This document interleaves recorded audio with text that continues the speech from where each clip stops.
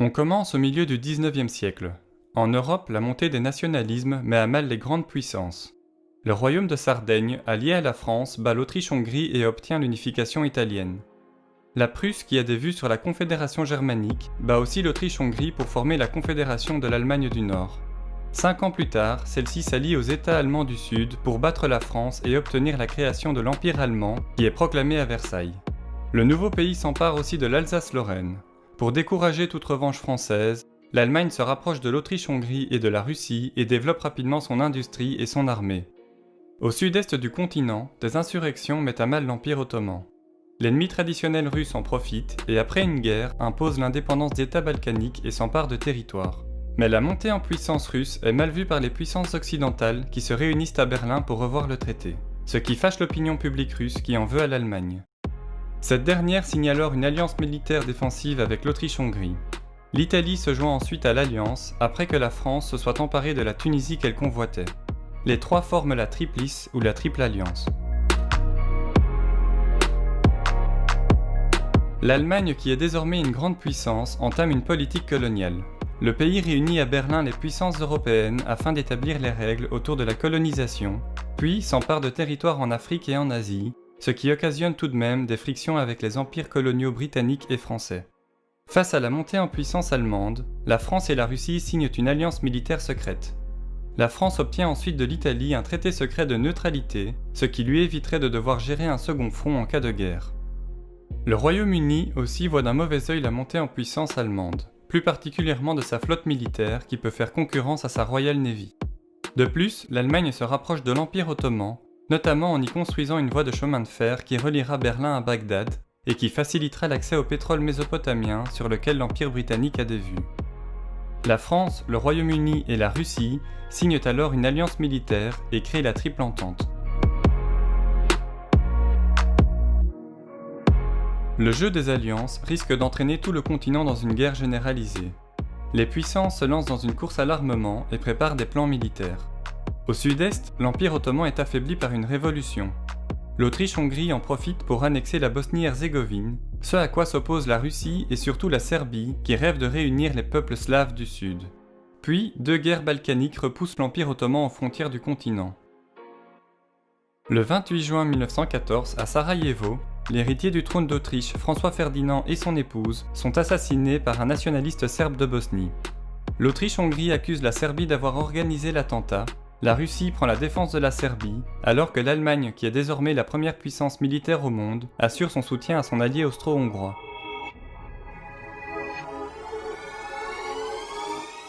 Le 28 juillet, l'Autriche-Hongrie déclare la guerre à la Serbie. La Russie réagit en décrétant la mobilisation générale, ce qui pousse l'Allemagne à entamer son plan d'attaque. Celui-ci, pour éviter de devoir combattre sur 2 fronts simultanément, prévoyait de vaincre rapidement la France en contournant par surprise ses armées par le nord, pour ensuite se retourner contre la Russie, qui mettrait plus de temps à mobiliser ses troupes. Le pays déclare la guerre à la Russie, envahit le Luxembourg, puis lance un ultimatum à la Belgique exigeant un droit de passage pour ses troupes, ce qui est refusé au nom de la neutralité belge. Le lendemain, l'Allemagne déclare la guerre à la France, puis entame l'offensive. Le Royaume-Uni, qui est garant de la neutralité belge, déclare à son tour la guerre à l'Allemagne et débarque ses troupes en France. En quelques jours, toutes les puissances ainsi que le Monténégro entrent en guerre. Seule l'Italie reste neutre à ce stade.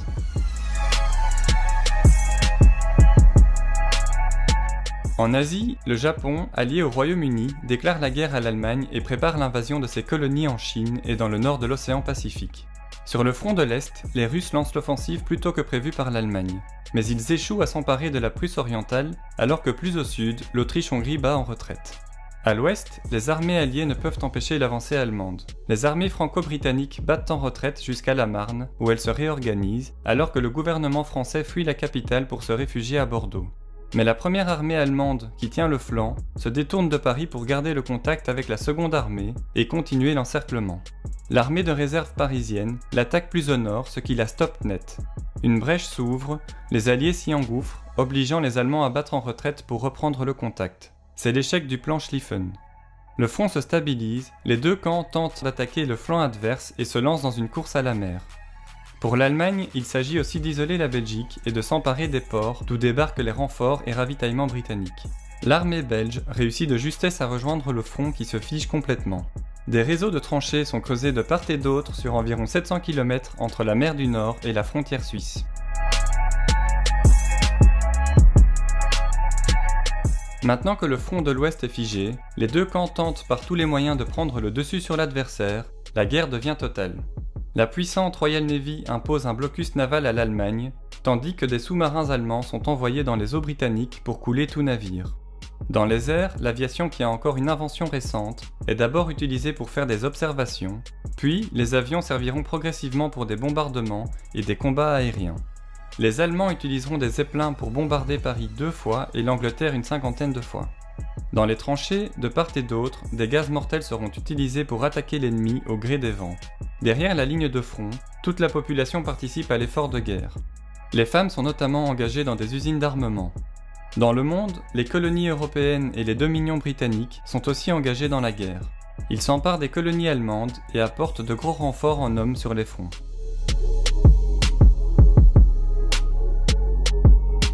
Sur le front de l'Est, la Russie est en difficulté face aux troupes austro-allemandes. L'Empire ottoman en profite pour rentrer en guerre aux côtés des empires centraux. Un nouveau front s'ouvre dans le Caucase alors que les Britanniques débarquent une armée indienne en Mésopotamie avec comme objectif les ressources pétrolières et imposent leur protectorat à l'Égypte. Les empires centraux, en réaction, lancent une offensive vers le canal de Suez afin de couper la route des Indes aux Britanniques, mais ils sont stoppés dans leur avancée. Dans le Caucase, après l'échec de l'offensive ottomane, le gouvernement accuse le peuple arménien d'avoir soutenu les Russes. Plus de la moitié des Arméniens se feront massacrer dans ce qui est aujourd'hui reconnu comme un génocide par 32 pays, mais pas par la Turquie. Pour soutenir la Russie qui est isolée, les Alliés veulent ouvrir une voie de ravitaillement maritime via le détroit des Dardanelles. Des navires franco-britanniques pénètrent dans le détroit et bombardent les forts ottomans, mais les eaux sont truffées de mines marines, forçant la retraite. Un mois plus tard, le 25 avril, les Alliés organisent un débarquement militaire, mais les défenses ottomanes ont été renforcées, et ici aussi le front se fige.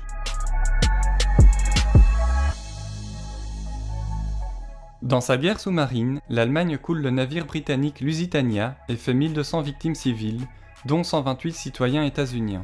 Les États-Unis qui sont officiellement neutres haussent le ton. Pour éviter que le pays entre en guerre, l'Allemagne freine sa guerre sous-marine.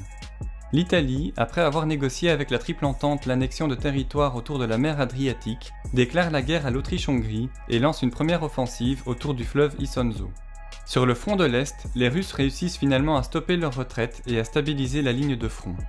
La Bulgarie, qui souhaite récupérer des territoires balkaniques, se joint aux empires centraux. Ensemble avec les forces austro-allemandes, ils envahissent la Serbie.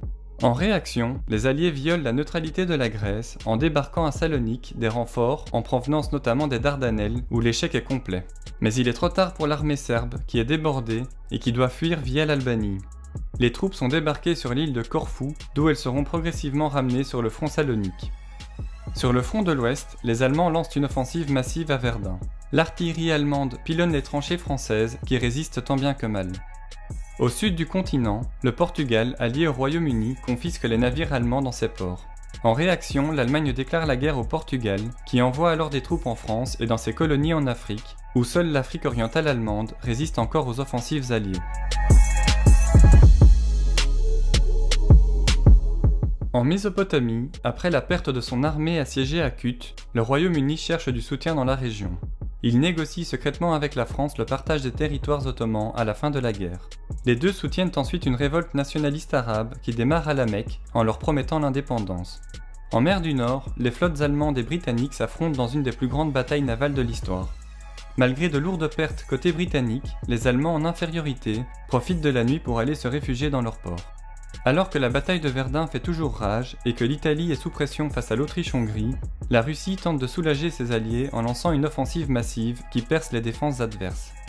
À l'ouest, une autre grande offensive est lancée le long de la Somme avec les Britanniques en tête. Ceux-ci utiliseront pour la première fois des chars d'assaut, mais ça ne fera pas la différence.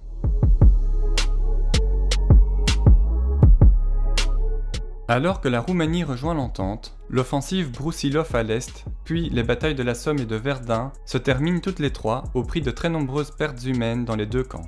Les troupes sont épuisées et démoralisées. En Allemagne, l'effort de guerre et l'embargo commercial allié empêchent le pays de suffisamment se ravitailler en vivres. La famine frappe la population qui meurt de faim. Les puissances occidentales, elles, peuvent compter sur un approvisionnement en ressources via l'Atlantique, principalement en provenance des États-Unis, vis-à-vis de qui elles s'endettent. En réaction, l'Allemagne relance sa guerre sous-marine à outrance, l'objectif étant de couler tous navires commerciaux et militaires. De plus, l'Allemagne envoie un télégramme au Mexique pour lui proposer une alliance contre les États-Unis. Le message est intercepté par les Britanniques et transmis aux États-Unis qui se préparent désormais à entrer en guerre.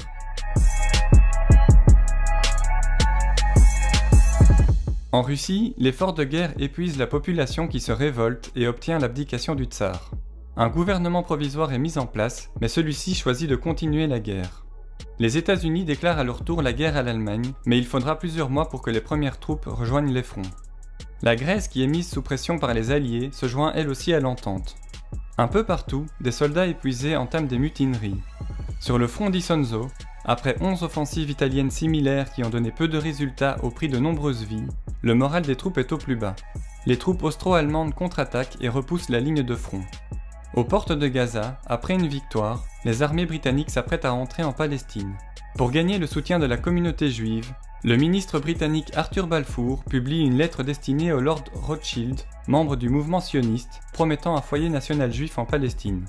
En Russie, les bolcheviks organisent une seconde révolution et s'emparent du pouvoir. Ceux-ci signent un armistice avec l'Allemagne. Mais après l'échec des négociations, la guerre reprend. Les forces austro-allemandes mettent l'armée russe hors de combat, obligeant le pays à accepter la paix et à reconnaître l'indépendance de nouveaux États. Le pays entre désormais en guerre civile.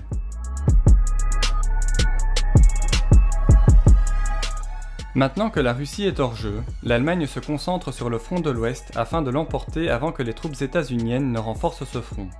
Une offensive de grande ampleur est lancée. Pendant 4 mois, les troupes allemandes évoluent pour atteindre à nouveau la Marne. Mais une puissante contre-offensive alliée oblige les troupes allemandes à battre en retraite. En parallèle, les Alliés lancent une offensive sur le front de Salonique qui oblige rapidement la Bulgarie à signer un armistice. L'Empire ottoman se retrouve isolé alors que les forces arabo-britanniques atteignent Damas et que les Français débarquent à Beyrouth. L'Autriche-Hongrie bat en retraite dans les Balkans et en Italie, mais l'Empire est surtout fragilisé par les minorités qui proclament leur indépendance. L'Empire ottoman, puis l'Autriche-Hongrie signent un armistice avec l'Entente. En Allemagne, des marins refusent de combattre la Royal Navy et entament une mutinerie qui se transforme en une révolution populaire. L'empereur est contraint d'abdiquer, le nouveau gouvernement demande un armistice qui est signé le 11 novembre 1918. Pendant 6 mois, les vainqueurs se réunissent à Paris pour rédiger les traités de paix sans convier la Russie bolchevique qui a signé une paix séparée avec l'Allemagne. Les États-Unis proposent un plan de paix qui comprend la création de la Société des Nations, alors que le Royaume-Uni et surtout la France, dont le nord du territoire est dévasté, veulent affaiblir l'Allemagne et lui faire payer de lourdes réparations. Le 28 juin 1919, date symbolique car pile 5 ans après le double assassinat de Sarajevo, le traité de paix est signé entre l'Allemagne et les Alliés à Versailles, dans la salle où avait été proclamé l'Empire allemand en 1871. Le traité imposé à l'Allemagne est sévère. Le pays perd 20% de son territoire et 10% de sa population, principalement au profit de la Pologne qui est recréée et qui obtient un accès à la mer. L'Allemagne est coupée en deux, alors que la Sarre, région riche en charbon, passe sous contrôle international pour les 15 années à venir. Les colonies allemandes sont partagées entre les vainqueurs, l'armée du pays doit être limitée. Enfin, l'Allemagne et ses alliés sont rendus seuls responsables des dommages de la guerre et doivent payer toutes les réparations. Le traité est vécu comme une humiliation pour le peuple allemand.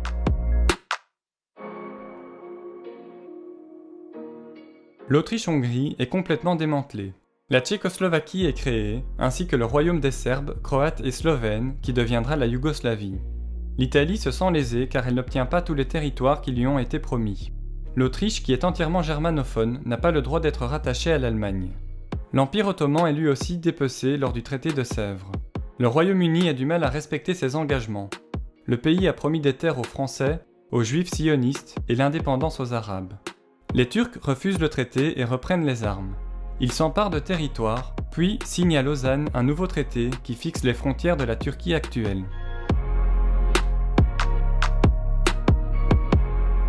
La Première Guerre mondiale est alors la plus meurtrière jamais vécue, avec un peu moins de 18 millions de morts, dont 8 millions de civils.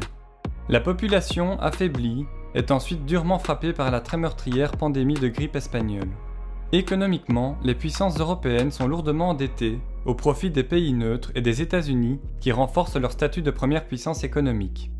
La Russie est devenue l'URSS, le pays est épuisé par la guerre et frustré d'avoir été amputé de nombreux territoires européens. En Palestine, la tension monte entre les Arabes et les Juifs sionistes qui y migrent.